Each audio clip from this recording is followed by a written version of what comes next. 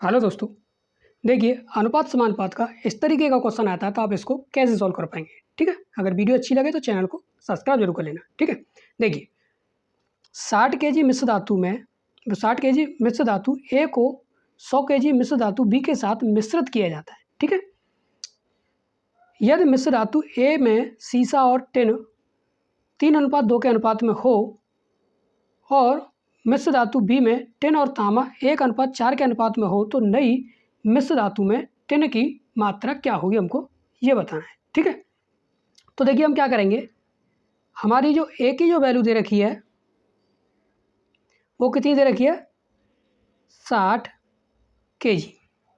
ठीक है, ए की जो वैल्यू दे रखी है वो 60 केजी दे रखी है मिश्र धातु। ठीक है, और बी की जो वैल्यू दे रखी है वो बी मिश्र धातु जो दे रखी है वो कितनी दे रखी है, 100 केजी यानी कि 100 किलोग्राम। ठीक है, ए मिश्र धातु में क्या है, ए मिश्र धातु में सीसा और टिन का जो अनुपात है ना, तो देखो ए मिश्र धातु में किसका, सीसा और टिन, सीसा टिन का जो अनुपात है वो कितना है, 3:2। ठीक है, और मिश्र धातु बी में टिन किसका, टिन का और तांबे का जो अनुपात दे रखा है वो कितना दे रखा है, 1:4। ठीक है, 1:4 दे रखा है। तो हम क्या करेंगे, सबसे पहले इनकी सेपरेट वैल्यू निकालेंगे। तो उसके लिए क्या किया जाएगा, देखिए 3 और 2 जब आप जोड़ेंगे, अनुपात को हम जोड़ेंगे तो 3 और 2 कितना हो जाएगा, 5, यानी कि 5 यूनिट बराबर रखो कितना, 60 केजी। 5 यूनिट बराबर 60 केजी, तो 1 यूनिट बराबर हमारा कितना निकलेगा, तो 5 से हम 60 को काटेंगे कितनी बार, 12 बार। 5 का भाग 60 में कितनी बार जाएगा, 12 बार। तो 12 बार चला गया, यानी 1 यूनिट की वैल्यू कितनी है, 12 केजी। 1 यूनिट की कितनी है, 12 केजी।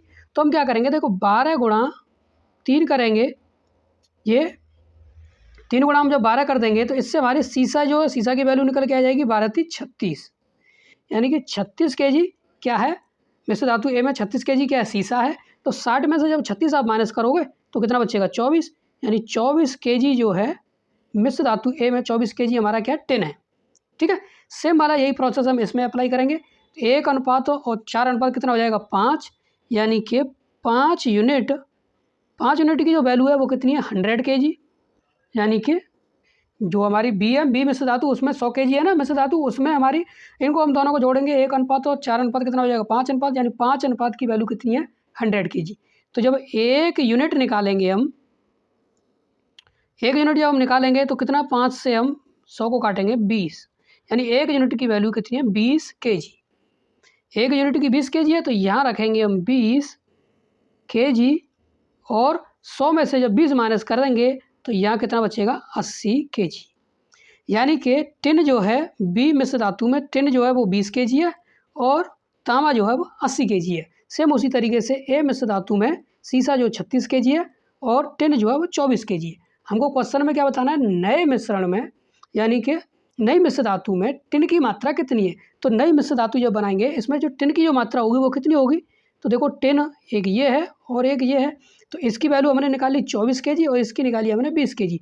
तो नई मिश्र धातु में जो टिन की जो मात्रा होगी, इन दोनों को हम ऐड कर देंगे, 24 और 20 कितना हो गया, 44 केजी, यानी कि 44 केजी।